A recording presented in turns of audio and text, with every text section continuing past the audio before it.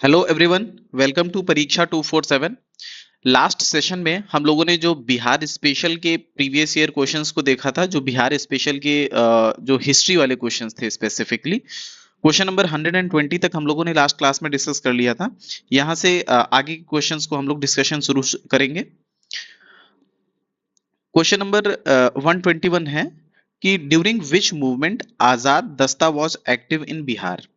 Options यहाँ पे हैं चंपारण सत्याग्रह, नॉन कॉपरेशन मूवमेंट, या फिर सिविल डिसोबीडियंस मूवमेंट, या फिर quit India movement.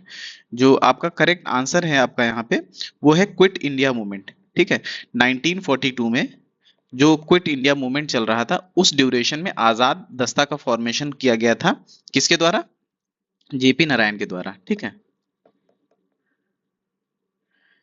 JP Narayan के द्वारा। जब वो जो बिहार में जहाँ पे वो बांकीपुर जेल में जो बंद थे, वहां से जब वो एक हिसाब से दिवाली वाले दिन, ये भी प्रीवियस ईयर पेपर है कि दिवाली का डे था जिस दिन वो जेल से स्केप हुए। ठीक है, और स्केप करके वो जाते हैं नेपाल। नेपाल जाके वहां से उन्होंने फॉर्म किया था आजाद दस्ता।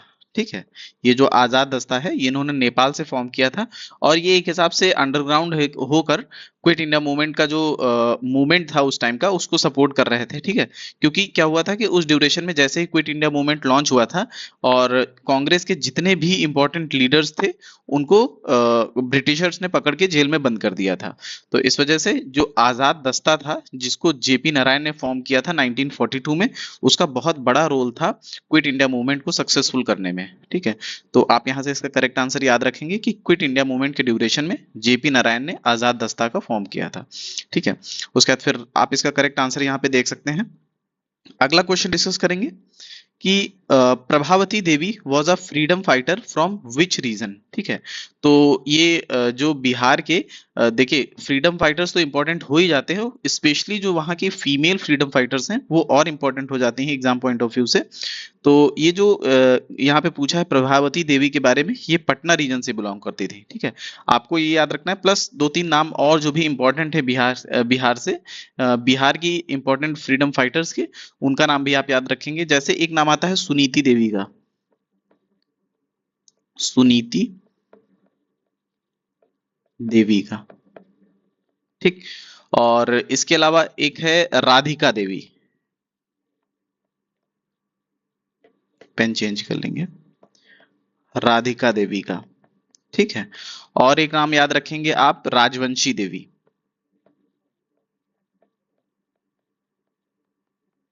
ये तीन नाम आप याद रखेंगे, सुनीति देवी, राधिका देवी, राजवंशी देवी। ठीक है, और उसके अलावा आपने प्रभावती देवी जिसके बारे में क्वेश्चन पूछा गया है वो नाम याद रखेंगे।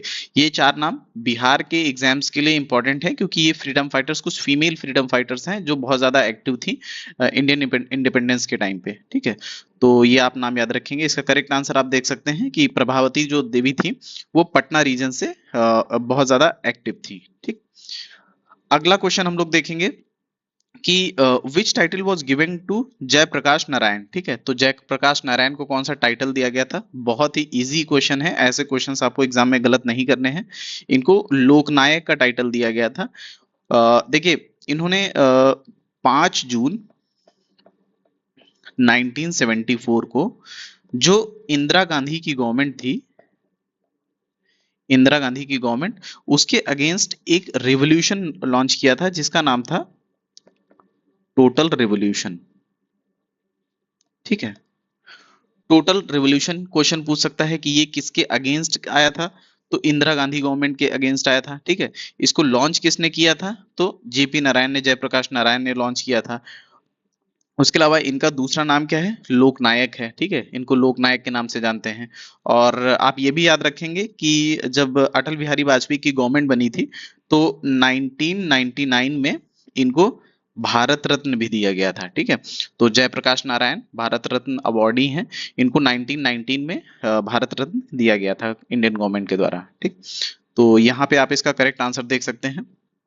नेक्स्ट क्वेश्चन है कि जयप्रकाश दिवस वॉज सेलिब्रेटेड ऑन। यहाँ पे डेट पूछा है कि किस पर्टिकुलर डेट को जयप्रकाश नारायण दिवस सेलिब्रेट किया जाता है। ठीक, तो ये क्वेश्चन कमीशन ने गलत दिया था। यहाँ पे जो भी ये डेट्स मंथ्स मेंशन है ये गलत है। ठीक है, और इसका इनफैक्ट क्वेश्चन गलत के साथ साथ जब कमीशन ने आंसर की रिलीज किया तो वहां पे आंसर भी गलत दिया था। ठीक है, अप्रैल 1946 माना था कमीशन ने आंसर, बट ये भी गलत है। जो इसका करेक्ट आंसर होगा वो होगा अक्टूबर, एक सेकेंड, अक्टूबर 11 जो है उसको सेलिब्रेट किया जाता है जयप्रकाश डे के नाम से।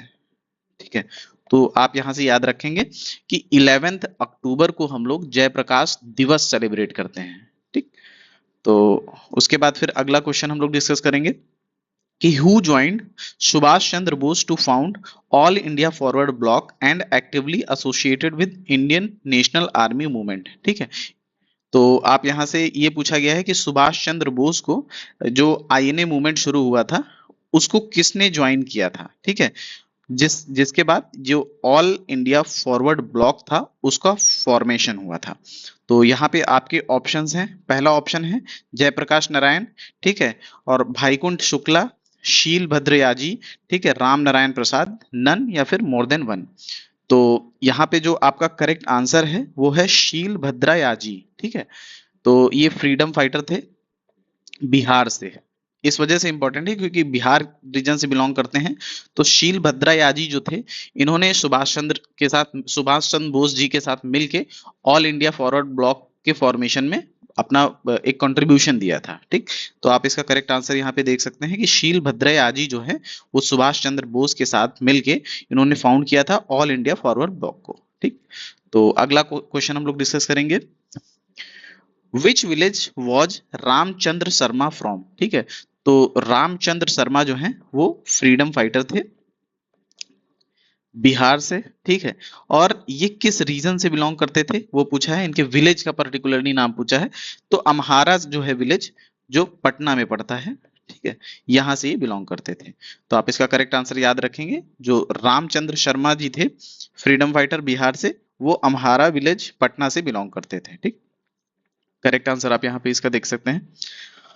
अगला क्वेश्चन है कि when was Patna college established. Patna college के इस्टेब्लिशमेंट ईयर के बारे में पूछ रहा है। ठीक, तो पहली बात आप याद रखेंगे कि पटना कॉलेज जो है बिहार का एक हिसाब से ओल्डेस्ट कॉलेज है हायर एजुकेशन का। ठीक है, ये जो है oldest higher education college of Bihar है ना, और इसको स्टैब्लिश किया था ब्रिटिशर्स ने। ठीक है, उसके बाद फिर आप याद रखेंगे कि इसका इस्टेब्लिशमेंट ईयर जो था वो था 1963। तो 1963 में पटना कॉलेज का इस्टेब्लिशमेंट किया जाता है ब्रिटिशर्स के द्वारा, जो कि बिहार में सबसे ओल्डेस्ट या फिर ये कह सकते हैं कि सबसे पहला कॉलेज है जो हायर एजुकेशन के लिए ओपन किया गया था ब्रिटिशर्स के द्वारा, है ना। उसके बाद फिर हम ये भी देख सकते हैं कि पटना में जो बहुत ज्यादा एक दो बार ये भी पूछा गया कि जो पटना यूनिवर्सिटी है, ठीक है, जो पटना यूनिवर्सिटी का उसका इस्टेब्लिशमेंट ईयर जो है वो 1917 है, और इसको भी ब्रिटिशर्स ने ही फॉर्म किया था। ठीक है, तो जो पटना यूनिवर्सिटी कॉलेज है उसका जो इस्टेब्लिशमेंट ईयर है वो 1917 है, और जो पटना कॉलेज है उसका इस्टेब्लिशमेंट ईयर 1863 है। आप इन दोनों के बीच में कंफ्यूज नहीं होंगे। जब भी अगर मान लीजिए ये पूछता है कि कौन सा ओल्डेस्ट इंस्टीट्यूशन है तो पटना कॉलेज है ना, और पटना कॉलेज 1863, उसके बाद फिर पटना यूनिवर्सिटी आता है 1917 में। ठीक है, तो यहां से आप इसके इस्टेब्लिशमेंट ईयर याद रखेंगे, कंफ्यूज नहीं होंगे। यहाँ पे आप इसका करेक्ट आंसर देख सकते हैं। अगला क्वेश्चन है कि इन 1940 Patna women's college was established by which of the following societies. ठीक है, तो किस सोसाइटी ने पटना विमेंस कॉलेज का एस्टेब्लिश किया था। ठीक है, तो आप पहली बात यहाँ पे याद रखेंगे कि जो पटना विमेंस कॉलेज है ये बिहार का फर्स्ट वुमेन कॉलेज था। ठीक है, उसके अलावा यहाँ पे पूछा है कि किस सोसाइटी में इसका इस्टेब्लिशमेंट किया था, तो सिस्टर्स ऑफ एपोस्टोलिक कार्मेल, ठीक है, ये सोसाइटी थी जिसने पटना का विमेंस कॉलेज को इस्टेब्लिश किया था। यहाँ से आप इसका करेक्ट आंसर याद रखेंगे, ये आप इसका राइट आंसर देख सकते हैं। अगला क्वेश्चन हम लोग देखेंगे कि who laid the foundation stone of national college and Bihar Vidyapith, ठीक है। तो जो national college and Bihar Vidyapith है उसको फाउंड किसने किया था, उसका फाउंडेशन स्टोन किसने रखा था? आपके ऑप्शंस हैं डॉक्टर राजेंद्र प्रसाद, मौलाना अबुल बारी, Mahatma Gandhi, more than one या फिर नन। जो आपका करेक्ट आंसर यहाँ पे रहने वाला है वो है महात्मा गांधी, ठीक है। महात्मा गांधी जी ने फरवरी 1921 में, ठीक है, एक हिसाब से फाउंडेशन स्टोन रखा था जो नेशनल कॉलेज एंड बिहार विद्यापीठ था, ठीक। तो यहां से आप याद रखेंगे कि जो महात्मा गांधी हैं वो एसोसिएटेड हैं नेशनल कॉलेज एंड बिहार विद्यापीठ से रिलेटेड। सीधे सीधे ये भी पूछ लेता है कि बिहार विद्यापीठ का इस्टेब्लिशमेंट किसके द्वारा हुआ था, तो उसका भी करेक्ट आंसर आपका हो जाएगा महात्मा गांधी, ठीक है। यहाँ पे आप इसका करेक्ट आंसर देख सकते हैं। अगला क्वेश्चन हम लोग डिस्कस करेंगे कि इन बिहार दो जमींदारी was a statutory abolished in 1952, the social base of land control remained in the grip of, ठीक है।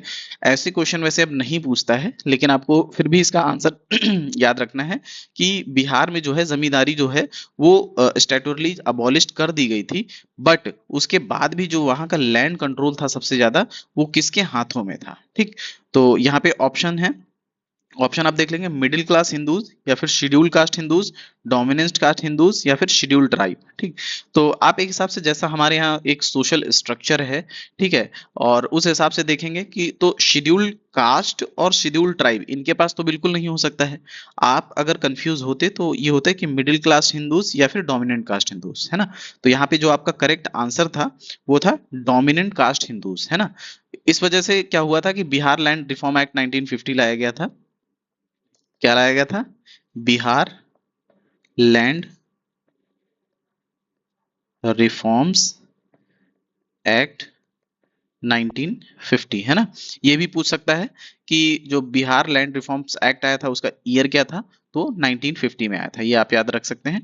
बट ये जो डोमिनेंस था, जो डोमिनेंट कास्ट हिंदूज था, उनका डोमिनेंस क्यों था, ठीक, उसका डोमिनेंस ये था क्योंकि इनका जो ये लॉ था एक हिसाब से इसका स्लो इम्प्लीमेंटेशन था, स्लो इम्प्लीमेंटेशन, है ना।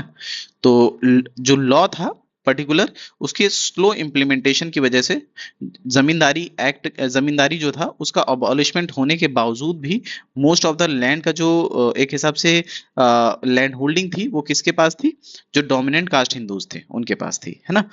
तो नेक्स्ट क्वेश्चन हम लोग डिस्कस करेंगे, यहाँ पे देखेंगे आप इसका correct answer dominant caste Hindu है ना। उसके बाद फिर अगला क्वेश्चन है कि who is considered the creator of modern Bihar, ठीक है।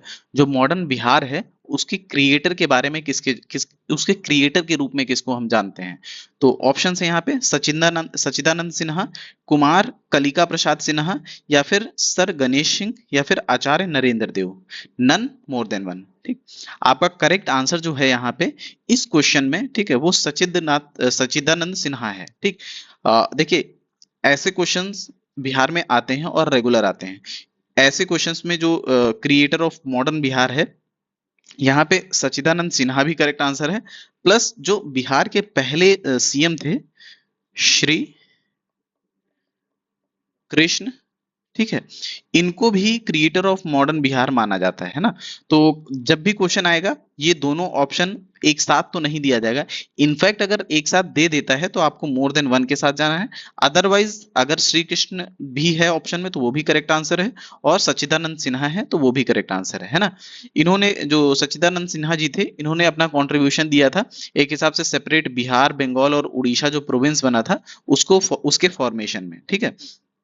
तो आप याद रखेंगे कि जो बंगाल एंड बिहार या फिर कह सकते हैं उड़ीसा मिल के जो प्रोविंस बना था एक सेपरेट प्रोविंस, उसके फॉर्मेशन में इन्होंने अपना बहुत बड़ा कंट्रीब्यूशन दिया था। यहाँ पे आप इसका करेक्ट आंसर देख सकते हैं कि क्रिएटर ऑफ मॉडर्न बिहार सच्चिदानंद सिन्हा। लेकिन हम लोगों ने डिस्कस किया कि अगर श्री कृष्ण सिंह जो हैं, जो बिहार के पहले सीएम थे, अगर वो भी ऑप्शन में होते हैं तो वो भी करेक्ट आंसर है, उनको भी क्रिएटर ऑफ मॉडर्न बिहार के नाम से जाना जाता है। ठीक, उसका नेक्स्ट क्वेश्चन है कि it will be a blunder if we leave the people of Bihar and their government unsafe before the violence and uncivilized attacks of League leaders in the year 1946. Who told this? ठीक, तो ये statement देखिए, ऐसे statements जो हैं, ये तो question एक बार ही आया है, उसके अलावा गांधी जी ने अगर कोई स्टेटमेंट दिया है या फिर अंबेडकर जी का कोई स्टेटमेंट है, ठीक है, जो रिपीटेडली बाकी एग्जाम्स में पूछे गए, आप उसको एज इट इज याद कर सकते हैं, क्योंकि कभी कभी ये क्वेश्चंस रिपीट हो जाते हैं।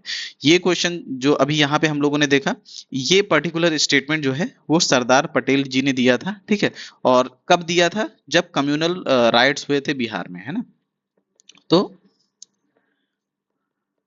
ड्यूरिंग कम्युनल राइट्स इन बिहार, है ना। तो जब कम्युनल राइट्स हुए थे बिहार में, उस ड्यूरेशन में सरदार पटेल जी ने ये पर्टिकुलर स्टेटमेंट दिया था। कब? 1946 में, है ना। तो यहाँ से आप याद रखेंगे। बाकी हम लोगों ने यहाँ पे बिहार स्पेशल के जितने भी हिस्ट्री पे क्वेश्चंस थे, प्रीवियस ईयर क्वेश्चंस, उनको हम लोगों ने डिटेल में डिस्कस कर लिया है। ठीक है, तो ये हिस्ट्री के क्वेश्चंस का लास्ट सेशन था। इसके बाद हम लोग आगे के क्वेश्चंस को देखेंगे। ठीक है, किसी अदर सेशन के प्रोबेबली हम लोग डिस्कस करेंगे बिहार की पॉलिटी पे या फिर बिहार की ज्योग्राफी पे, क्योंकि पॉलिटी पे भी एक दो क्वेश्चंस बिहार के आते हैं। उसके अलावा जो ज्योग्राफी है, ज्योग्राफी एक इमर्जिंग टॉपिक है, तो ज्योग्राफी के भी जो प्रीवियस ईयर क्वेश्चंस हैं उनको हम लोग डिटेल में डिस्कस करेंगे। ठीक, अगर आपको कंटेंट पसंद आ रहा है तो प्लीज चैनल को सब्सक्राइब कीजिए, और इसका डिस्क्रिप्शन में आपको टेलीग्राम का लिंक मिल जाएगा, आप उसको ज्वाइन कर लीजिए। ठीक, थैंक यू सो मच।